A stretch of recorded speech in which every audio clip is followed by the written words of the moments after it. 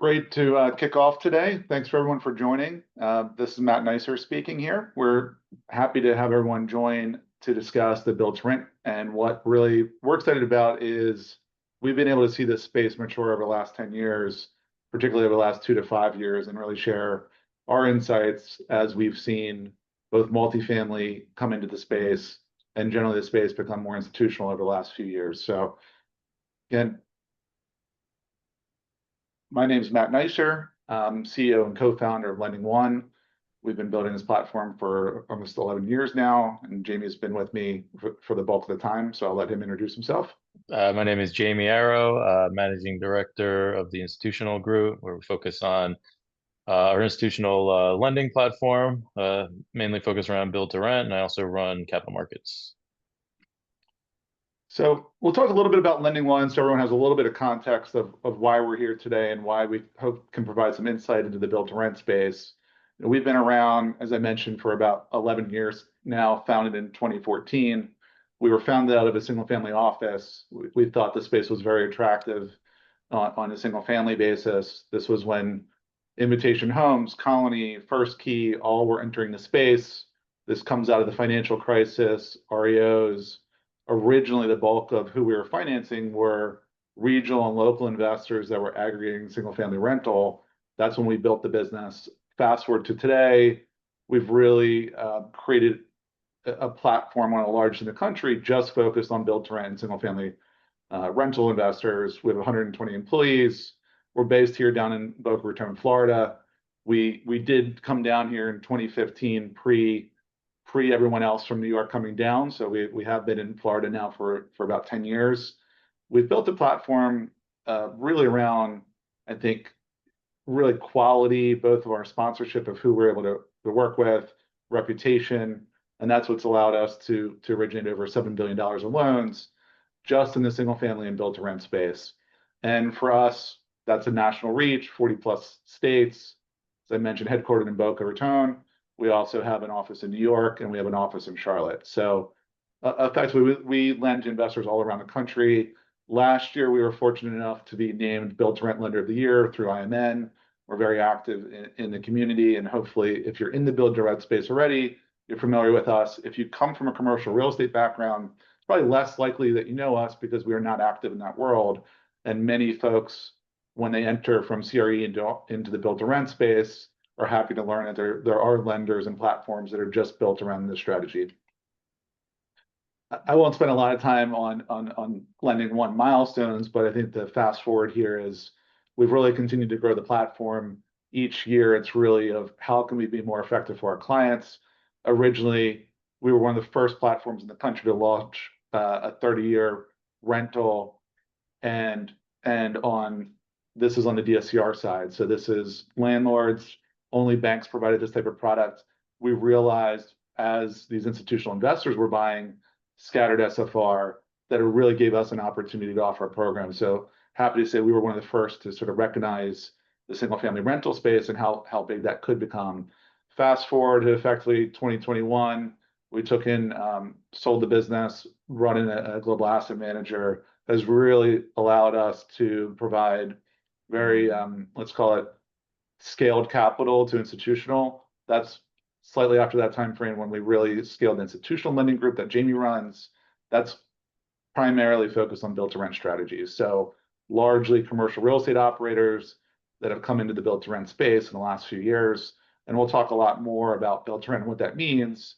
Coming from the commercial world, when I was at conferences 3 years ago, few people knew what I was talking about. The nice part over the last couple of years, we've really seen that pick up steam and people understand what we're doing. The company's built in 2 divisions. For the folks that are on this call, really the institutional lending is what's relevant.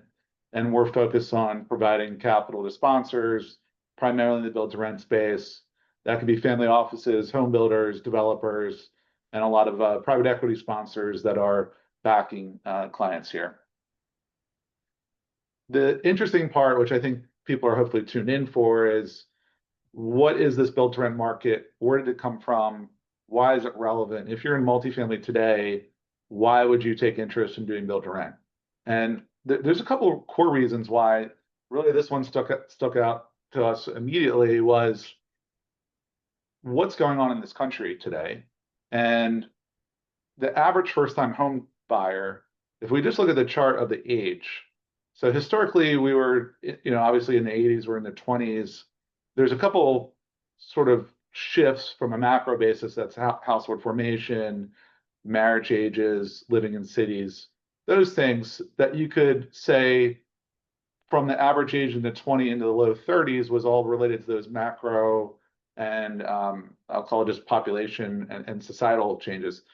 When we look at what's happened when this line chart goes up from 21 in a straight vertical line from 35 to 40, we now are talking about really affordability in the country and what is happening. So for us, it's become clear whether you're built to rent or multifamily, renting is becoming a primary source that first-time home buyers are staying on average more than 10 years longer in the renter sort of market. Again, I think the bulk of the country is served by multifamily for that. And Jamie can walk you through a number of other items. There's the rapid growth we've seen on the rental demand side. Yeah, and we could see, the green lines here are home ownership, and the blue lines are rentership. So these are households that are either owning or renting. And you can really see since 2022, when interest rates came off of their lows, you can see a big shift in reduction of home ownership and increase in rentership. And the main reason for this, in addition to the macro factors, is really affordability. Home prices have increased a ton since COVID, and rates have increased since 2022. And the combination of those factors has caused the cost of owning a home to far outpace the cost of renting a home.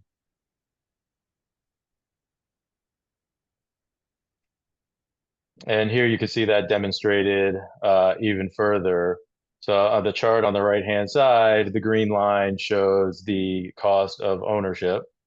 The blue line on the bottom is cost of apartment rent, and the purple line in the middle is cost of build to rent, single family rentals. Some of the difference attributed to the difference in apartments versus build to rent or single family rentals is obviously the size of the home that you're renting. So just given that the single family homes are more expensive and they're larger, of course the rents are going to translate into a higher dollar amount. But the big focus here is the cost of ownership has really skyrocketed versus the cost in renting. And that has driven a large portion of the population to either postpone buying a home or maybe just forget about it altogether. So that has really attributed to the rise of build to rent. And then as the age of those first time home buyers has also extended into high 30s and 40, generally those are people who have younger families already, in their 20s and 30s. Maybe that's not the case, but now in the 30s and 40s, you've got families. You clearly need more space. In the apartment space, most units are going to be one bedrooms or two bedrooms. You're not going to be able to accommodate your entire family, and then layer in the fact that people are working from home more. You might need an office. That's really has people set their sights on having a bigger space to live in, have better schools for your kids to attend, hopefully have amenities like a backyard and a garage. And that's really what has, kicked off this build to rent boom, in our opinion.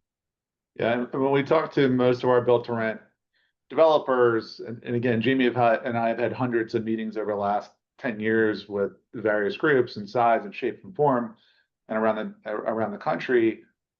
Most of them really boil it down to is a backyard and a driveway, but particularly the backyard is a big differentiator that obviously the build to rent product has. And as Jamie mentioned, really over post-COVID, people being comfortable moving out into the burbs a little bit more from sort of city center, having that ability to work from home and being in the house longer with family members, realize I need to have a dedicated office or at least an area that I'm doing these type of Zoom meetings in. So that's why the product mix, most of build to rent is 3 unit, mostly is 3 unit assets. There are some developers that do more 4 and 5 units to really both handle the children and the work from home aspect, but that's where we've really seen a mix change comparatively to the multi side. Here, we kind of demonstrate the, footprint of where we're seeing a lot of the activity. Um, and I think is driven by, two main factors. And the prevalent one is, where are we seeing kind of the in-migration, right? So our clients are looking to build in areas where, over the long term, you're going to see a trend of people in migrating. And, generally that is, it's going to be where their employment drivers. People have been migrating to warmer weather, potentially lower taxes. But you can see the bulk of the activity is in the kind of southeast. So a lot of our clients are building in the Carolinas, in Georgia, Texas, and Florida. Phoenix is a big driver of build to rent. All of these places have buildable land, right? So there is access, to add homes. Conversely, Northeast, Midwest is much less activity. There's just not, it's not buildable and not in the proximity, of where people want to live. In terms of the types of homes being built, townhomes are a big driver. A lot of this is because it provides a good balance of both space and density. But we're also seeing single family detached, villas, and cottage style as well. I think this is probably the biggest trend that we've seen change in the last 36 months. As Jamie and I talk to folks in the industry, and I sort of highlighted it earlier that 3, 4, 5 years ago, when I told folks that we were a build to rent lender, most of them did not know what I was discussing. So the nice part is you do have entries from a lot of the larger multifamily operators, I think for a number of reasons. One, obviously we understand where multifamily cap rates is, or have been, I should say. And there was some extra incremental yield pickup to do in a build to rent community. I think other folks originally felt, well, I'm used to a very dense multifamily. Can I manage this like the infrastructure I already have? I think many people have stepped in and realized that they can manage it with their existing infrastructure and become more bullish as they've delivered more projects and understand that they can leverage, particularly on-site management like they're accustomed to in the multifamily world. So the nice part is we've seen most of the new entrants in the last 2 years have a multifamily platform. Again, I'd say there's probably incremental between 50 and 100 basis points of incremental yield related to build to rent versus multifamily in some areas. It also is an ability to not be bidding on in comp on every deal that goes to market. You can control your destiny, build assets where you want to build assets. And then the other one that's changed a lot as a home builder space is home builders had a really interesting run over the last 3 years. They had amazing margins. They were really dominating the for sale market. It's the highest percentage of sales that have gone to home builders versus just a traditional seller out there. It's been very supply constrained. Most people are locked into their mortgages, do not want to sell their house. Prices are very high. So you have the highest lock-in effect of existing folks. So the home builders have actually picked up the highest percentage of home sales as a market share that they've ever had of new home sales over the last couple of years. So they've enjoyed high margin, high demand in their products. Over the last, let's call it 2 quarters, really the last quarter specifically, you're starting to see that slow down a little bit. All of them had some type of build to rent strategy embedded before, but now many of them are trying to figure out how to balance their home building expertise and this great pipeline they have. They have a very good cost of funds. They have excellent process procedures on procurement. They are great at production building, therefore their costs are probably cheaper than any of us being able to stand up and build a build-to-rent community. So the investment side, meaning private equity firms that we work with, and the home builders have started to realize there's actually a good synergy between the two. Home builder delivers a product. They can either sell a whole community to an investor, or in some instances, they might have multiple phases of community and they decide for inventory management, it makes much more sense to sell in bulk. And they might sell 100 units out of the 300 units in one transaction versus waiting for that to sell out over multiple months. So Jamie can probably highlight some of the other things we're seeing there, but that's been a huge difference between multifamily entrants and home builders really picking up pace in the build-to-rent space.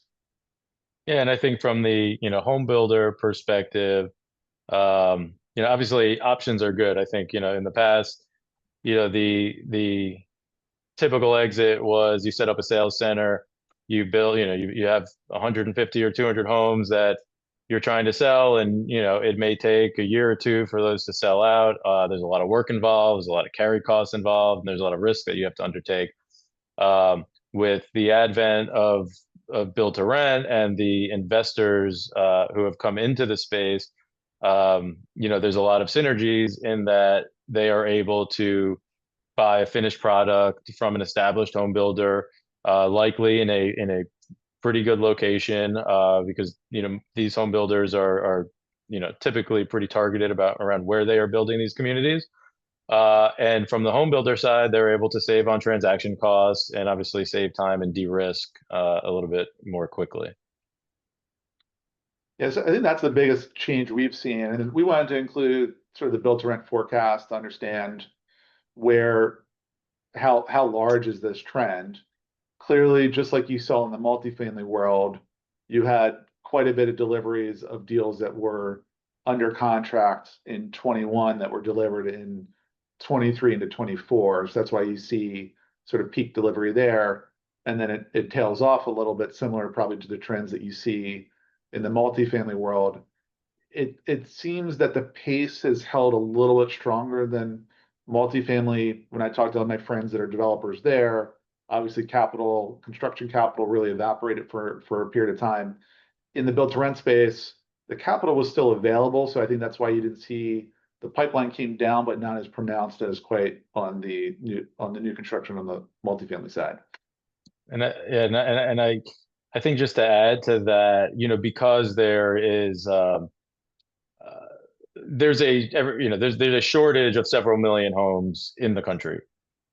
So even though these homes are being, purpose built to rent, there's obviously also an exit potentially on an individual basis to an owner occupant. So, while you see kind of multifamily starts of, plummeted, the single family space, but you can see from the delivery chart, it does come down, throughout this year and into 2026, but then does start to rise again in 2027. And, fundamentally, given that there's a shortage, these homes, they'll likely be rented, but there's obviously also an offtake on the sales side if needed. Yeah. I think that dovetails, like, we'll talk through why build to rent and what the trends we've seen here, but from an advantage standpoint, I think Jamie just started to touch on it. As one, we see the geographic focus and the scalability. If you are a scattered developer, if you were a scattered single family rental operator, which is really how the business started. You have the American Homes for Rent, you have the Invitations, you had Colony, Starwood merger, you have in Pretium with Progress Homes. These are institutional ownership of scattered single family rental. If they're trying to add 10, 20,000 homes to the portfolio per year, it really became challenging without delivering new inventory for that to be true anymore, because the inventory in the US shrunk. We're at the lowest levels of inventory in the country for multiple years during COVID. And as Jamie already highlighted, where can we build? That's mostly in the Southeast. So that's what you're seeing here. So Jamie, I think you touched on some of this already, but maybe just glance through geos where you see. Yeah, again, like our biggest markets are Texas, Georgia, Tennessee, Florida, the Carolinas. Again, these are places that have seen, big upticks in migration. You're seeing employers migrate here, and there's available land, to continue building. Clearly, Northeast, Midwest, while home prices have been a little bit stickier, and rents have held up fairly well. You haven't seen obviously the oversupply that you have in the West and in the Southeast, but there's just not the buildable land there. And I think just generally speaking, anyways, you're seeing the trends kind of move south and west. If you look at the West Coast, you see the 19,000 units under construction. Something like 11,000 of those units are actually in like the Phoenix MSA. So it's pretty heavily concentrated in that area. But other areas we're seeing have been Denver and Nevada, but Phoenix, kind of dominates. Yeah, and I think we can probably, Jamie, if you could walk through this one, really, when we say superior valuation model, we probably have to explain, but maybe you can Yeah. walk through what we mean by this. Yeah. So, what really intrigues us about build to rent is the fact that while these are single family homes, build to rent is really treated as a, or can be viewed as a commercial asset. So in multifamily, you're building it, you're renting it, and the objective is to really maximize the cash flows and the efficiencies of the operations. And the value of that multifamily apartment building or community is purely based on the cash flow that it generates and the cap rate that the market dictates. In build to rent, you kind of have the best of both worlds. So yes, it can be valued on cash flow and generally is valued on cash flow. And the objective is to maximize efficiencies, in both expenses and in revenues. However, you do have the option of a retail sales exit as well. So as you kind of in different markets, the highest and best use might vary, right? So from an investor's perspective, depending on the time horizon and the exit strategy, the best exit might be to sell it to an institution who's going to run it like a multifamily and value it on a cash flow. But we've also seen certain areas where our clients are now taking advantage of low supply, and they're selling these units off to individual buyers who will live in them. And in many cases, you're able to get 20-30% higher than what the commercial value may imply. Yeah, so this is what we're effectively previewing, but in multifamily, clearly you have a cap rate exit and that's it, and that makes sense. On the build to rent, we're sort of outlining option one or option two. And I'd say when rates were lower, cap rates were compressed, you had build to rent trading down. I think I remember some deals during COVID timeframe, probably trading at a 4.5 cap. So we were almost at parity at some points with the multifamily space. There's always been a slight premium. That was probably the tightest. And that was during that time frame, that's probably between 21 and 22 in an ish range. I'd say the commercial takeout was actually exceeding the residential takeout during that time frame. Between 23 into 24, when rates start to move and residential values still continue to rise, surprisingly to most of us, even though rates are coming up. It's probably for one of the times in the residential market where you've actually seen mortgage rates go up. Everyone would assume values came down, but we were in such a supply constrained market that that's not what happened. So even as rates went up, we still had another 15 or 20% run in values in a lot of areas, particularly in down in Florida is probably a good example. Northeast, we still seen price appreciation. So I think we're finally at the point where we're seeing, you say over the last 12 months, we've seen more and more assets that could trade at a premium to the resi value versus I think a cap rate basis. Is that right, Jamie? Yeah, for sure. And especially over the last year or so, where you've seen rent uh, rents are flat and potentially slightly lower. We've seen and because of the current oversupply in some of these some of the hotter markets, right? You've got some oversupply, which has led to rent decreases, increased concessions as there's more competition, and because these are valued on a cap basis, generally though that is kind of in the five, call it mid fives. So you've seen the valuation on a commercial cash flow basis actually come down a little bit, while retail home sales are generally flat. Some areas higher, some areas a little bit lower, but certainly outperforming what we've seen on the commercial side. Yeah, I think we've started to see, I think, some of our clients. I think there's one or two I can think of that had acquired probably 1,000 units or more built to rent during sort of that 21 to 23 timeframe. And for them, as we mentioned, it was strategic that some of those communities or some parts of the community, it was a way to de-risk and de-lever themselves during and start to sell down parts of communities or full communities to end home buyers. So we hadn't seen, it was always theoretical before. Now we're actually starting to see folks actually take that strategy to fruition. We'll also see that the parallel is to the publicly traded SFR REITs, American Homes for Rent, and Invitation Homes, and folks of that nature. Also, you've seen them pruning their portfolios, often selling them to end consumers and not to other institutional investors, was the same calculus for them exists. Again, that is a scattered strategy versus a condensed strategy in build to rent, but we're seeing a very similar trend over the last 18 to 24 months in the publicly traded SFR operators, that they also are taking that similar strategy to take advantage of strong residential values.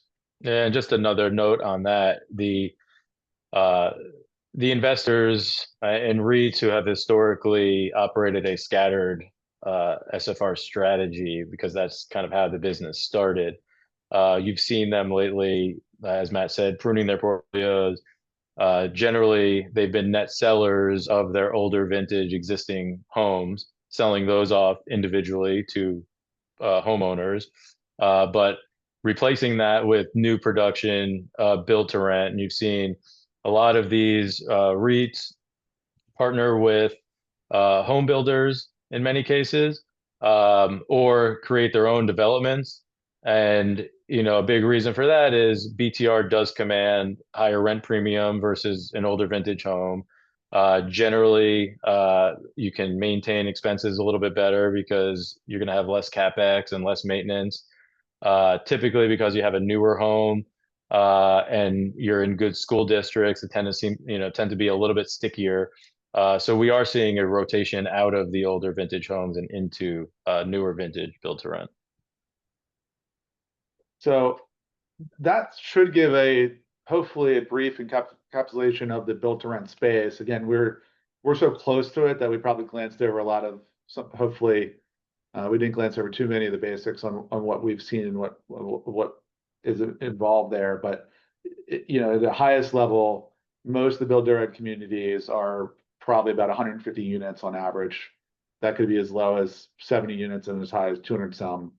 They can be we've done deals that are in master plan communities, so it could be part of a for sale traditional community. This is one section of the community that is held for rent. It can be a builder, as we said, selling part of a community that they want to move inventory on, or it could be purpose built, like many of them are, where it's amenitized like a Class A multifamily building. And I think all of those different strategies can work. And they're just like in multifamily, you have a slightly different operators, slightly different markets, slightly different strategies. I think those are the type of things that we're seeing. When we talk about where we can be helpful, and hopefully we can outline both our loan programs of where we've helped people scale up, and then two, just our knowledge that hopefully we can bring to the space when we're talking to folks, since we've been so active for so long there. So Jamie can walk through the core product offerings, which should seem like a traditional commercial real estate offering. So it shouldn't sound too different. The product type is different, and the way we're able to structure it's much different, but the offering should sound familiar. Sure. So, right, in terms of our programs, I mean, it really boils down into term financing and bridge financing. On the term side, typically these come in 5, 7, and 10-year terms. So these are going to mimic what a multifamily or commercial type loan are going to look like. These are for stabilized assets, so generally we're targeting the communities to be 90% complete. We're going to size these to a minimum DSCR and a maximum LTV. Typically, they're going to be fixed rate with full term interest only, and a variety of potential prepayment options. On the bridge side, generally this comes in two flavors, and so we'll kind of talk about the lease up. Would be very typical of what a multifamily bridge loan would look like. This is a fully delivered community. We're closing on all of the collateral on day one, and basically providing 2 to 5 year loan, floating rate, in order to facilitate the lease up and stabilization of the community. The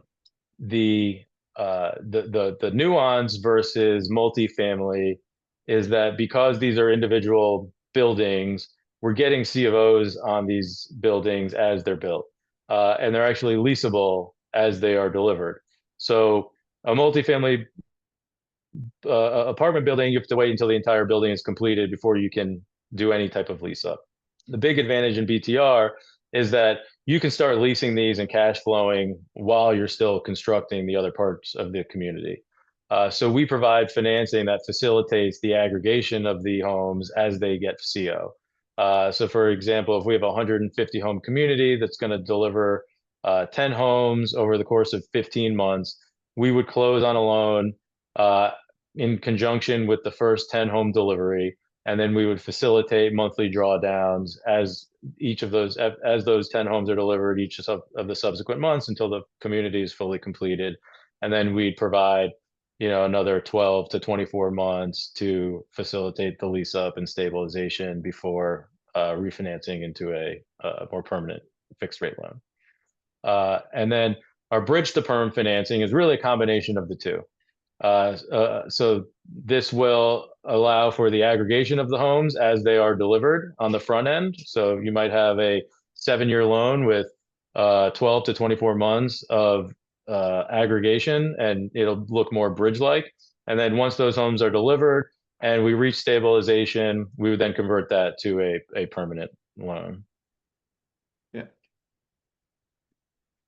And this just gives a little bit more of the metrics. I'd say average loan size is probably 20 to 50 million right now on the communities, plus or minus. I think some of the questions I've received in the past also is obviously the pricing and where we are and how you compete with agencies. So we'll talk about that a little bit, but just as a backdrop, we are part of a large global asset manager. We have access to a number of insurance balance sheets, plus CLO and other fund structures. So our cost of funds is very competitive, and we're really able to place insurance type capital. That's why we're able to be so competitive now, particularly in the CRE space. But Jamie, I think you probably walked through the bulk of this already, but it gives people a little bit of color, probably. That's right.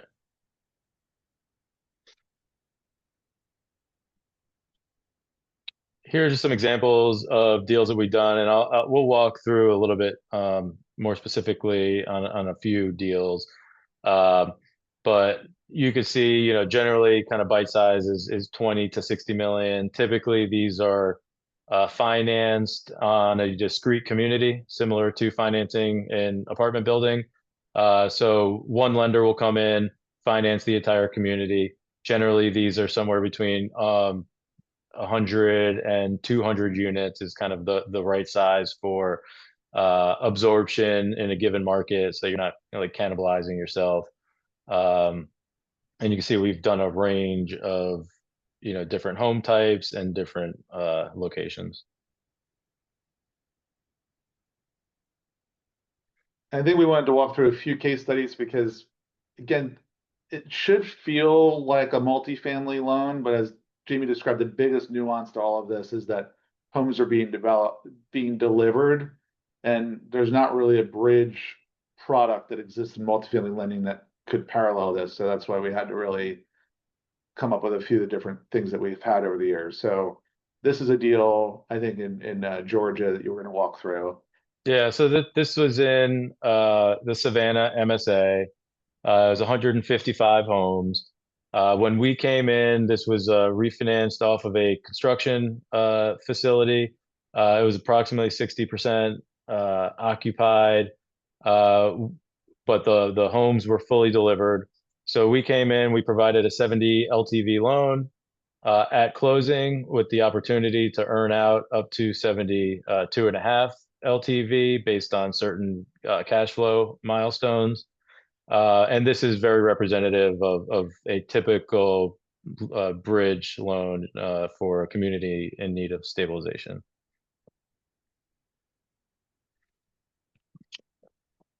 This is this is an interesting loan, and this is something that would not necessarily be able to be done in the commercial space. This is a 7-year term loan that we did for a family-owned home builder in Texas. When we came in, um, they wanted to refi their construction debt in order to lower their cost of funds. The community was 287 homes, but they wanted to get ahead of that, and they only had 247 homes built at the time, and the community was 65% occupied. What we were able to do was give them a 7-year loan so that they can guarantee their interest payments over the course of that time. It was fixed rate debt. Um, but we held back proceeds on about 40 homes. So 40 homes were to be built. We came in, we gave $46 million on the initial batch of homes, and while the last phase was being constructed, they were able to continue leasing up the first phase. And then when they finished the last phase, we were able to come in, give a further advance on the remaining 40 homes. Again, give them some runway to get the property fully stabilized, and then convert this to a term loan once that happened. Generally, the requirements are that we hit 90% occupancy and a minimum DSCR, and then we have a rate adjustment that's applied once those milestones are hit. Yeah, so it's probably more similar to like a mini perm out there, but the nuance again is that all the assets aren't even delivered yet. So we aren't doing the construction component, but they're delivering them off a construction line back into this loan. So that's where it gets relatively complicated that we're able to structure around where, it's relatively unique. Some regional banks can figure these type of things out, but usually at a much smaller scale of between 5 or 15 million, they might be able to. So at this size and this one, I think really was looking for make sure we could actually execute on this and that they could have one loan versus doing 2 loans and taking all the interest rate risk over the next 24 months. So this one was pretty interesting.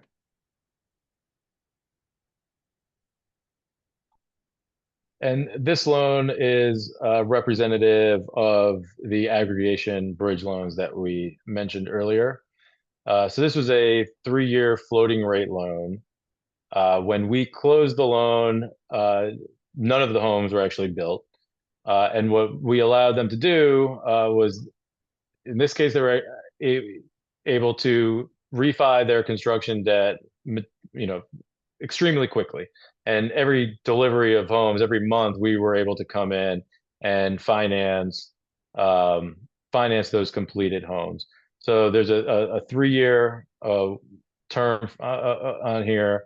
Basically, they have 12 to 24 months to deliver the homes. We came in with an initial loan amount of about $15 million. We'd ramp up to 60 million over the course of that 12 to 24 months as those homes are delivered. And really, this enables you to manage your cash a little bit better and your interest expenses on your high cost construction debt, and you can refi this into lower cost bridge debt. I'd say the other structure that this loan allows for is the forward sale from home builders. So we kind of talked about home builders selling to institutions, and many times those take form in the way of a forward sale process, right? So home builder knows that they're going to deliver a 150 home community in 2 years from now, but those homes are going to be delivered in increments of, call it 10 to 15 per month. The investor actually enters into a forward purchase agreement with the home builder to buy those homes every month as they get CO. We can then pair our debt with that and provide a commitment to take those homes down on a pro rata basis as the builder delivers our client those homes. We've seen that become very prevalent. Again, when I was talking earlier about, you have institutional capital on one side, whether it's real estate private equity, or a 90-10 structure with some type of local operator, but still institutional dollars that needs to deploy. And then on the other side of the hand, you have the builder. The builder wants to know that if they're selling this in a full basis, that you basically just don't have a free option. So that's why they created sort of the forward arrangement of, here are the 100 assets. They don't exist yet. We'll deliver 10 a month. But the investor has made a full commitment to purchase 100 of the homes from the builder with a hard deposit. So builder feels comfortable that they can sell out their whole community. Investor knows both the cap rate he's buying to, the price he's buying to, and the schedule of when you're taking them down. But you did have this sort of mismatch of, the builder needs to know that the investor has the capital to take down this whole community. And that's why we've come in and we'll do this forward commitment effectively, which is a facility to purchase that as it's drawn down. So I think this gives us the flavor of the most of the deals. We wanted to leave some time for some questions and not have us speak the whole time. So happy to open it up for questions at this point. I see a few have come in as we were speaking, but please go ahead. We really appreciate everyone hanging on for 45 minutes already. So please send your questions in. We're happy to answer a few that have come in, and hopefully a few more that come after as well. So I see there was actually a question about this forward takeout. I think we expanded on that effectively. Builders just hoping that the end investor has the capital and the ability to take down the whole community. I'd say there you do get, by buying them vacant, you probably pick up 50 to 75 basis points in cap rate, meaning you can buy those at probably a 6 cap, plus or minus, maybe a little bit higher or lower, depending on the market. Whereas if you were buying them stabilized, it's probably a 5.5 cap. So you can pick up between 50 and 75 basis points of entering into sort of these forward commitments on vacants. So that's one we've seen that's big differential there. I think there's a question. There's a question about what markets are most active. I think we answered that, of really the Smile States in the Southeast. The one big one that came in here, why would we not go agency? So Jamie, maybe you can provide some color on the term side, why you would not go agency, and when it does make sense, and then when we're a better solution. Yeah, so look, some of these deals are agency eligible, but the agencies, certainly have, a much higher bar for what they will finance, and their financing has to also align with their mission. So the agencies have some requirements around what they can finance and what they can't finance, specifically in the build to rent space. We are certainly not as picky as at an asset level and don't have as many requirements. But we also have a much easier underwrite. We don't have the same seasoning requirements that they do. For example, we'll underwrite to our interest only payment, where the agencies are going to require an amortizing payment. We generally have some flexibility around minimum DSCRs. And we can also do some trade-offs with recourse to reduce those minimum requirements even further, whereas the agencies don't have that flexibility. We have, as we've shown you some examples, much more structural flexibility than the agencies do. Um, and I think the low hanging fruit is we are much easier to work with, and we can close much more quickly. We have a full team dedicated to the build to rent space of about 25 people across business development and operations, and then also handling post closing draws on our CO aggregation facilities. So we're definitely much more hands on, high touch, and much more flexible than agencies ever could be. Yeah.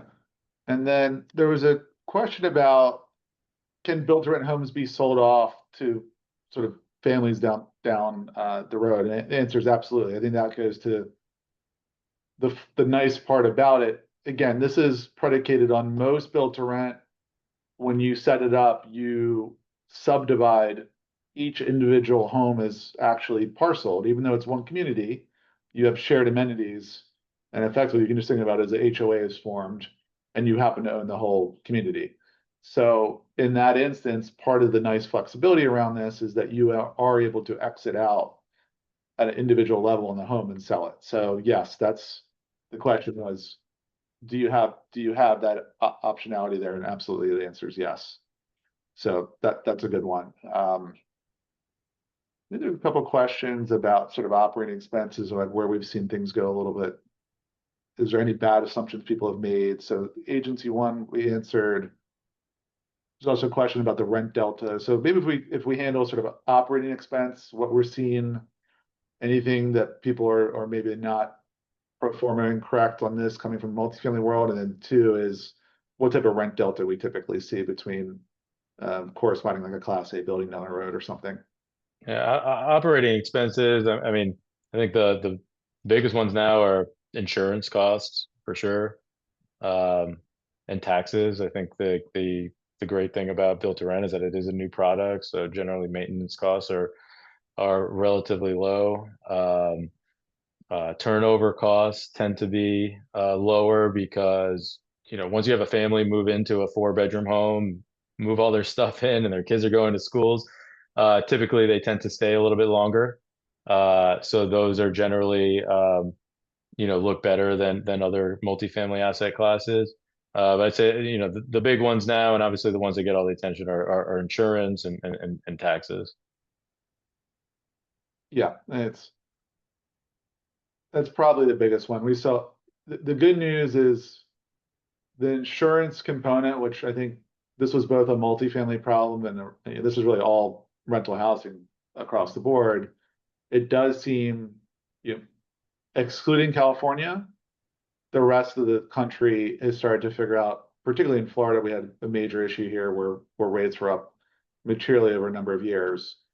There was a lot of legislative reform that really brought that into light. And this is the first year you're actually seeing rates come down, and some carriers are saying they're reducing rates this year. So that was probably the biggest surprise for a lot of folks. I think the other thing we saw in sort of 21, everyone had a lot of high aspirations of rent growth, considering still continuing at this 20% growth rate. Clearly, there still is correlation between Class A rents, deliveries of multifamily assets, and built to rent sort of rents. So if you're in an area where there was a lot of multifamily construction, that will generally put pressure on the market for overall rents, including both single family rentals and built to rent.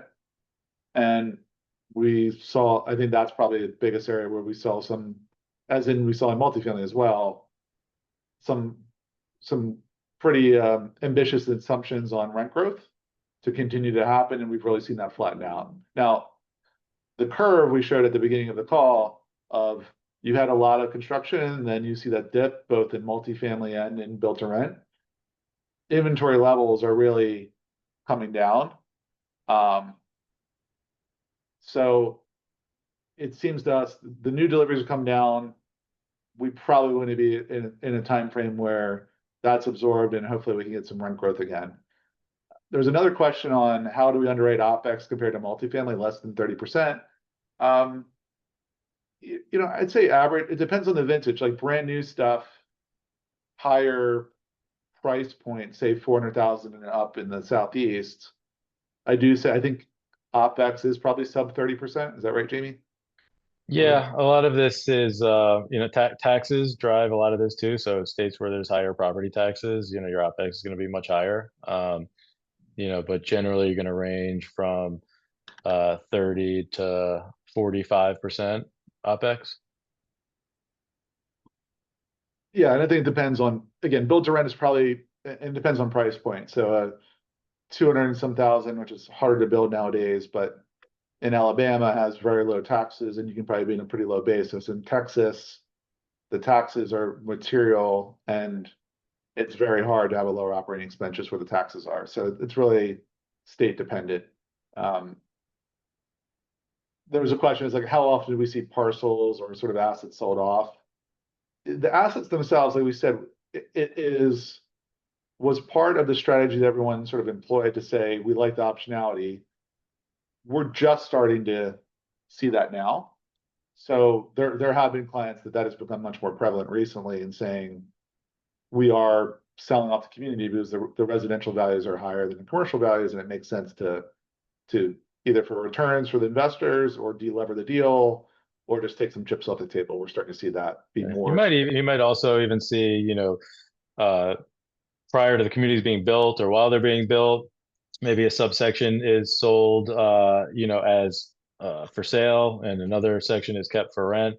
Um, I think generally, people are also mindful of not having too much mix of, a rental community and a sales community, just in terms of like keeping the deal clean. If they are going to exit on an institutional basis, selling off the whole community is generally better.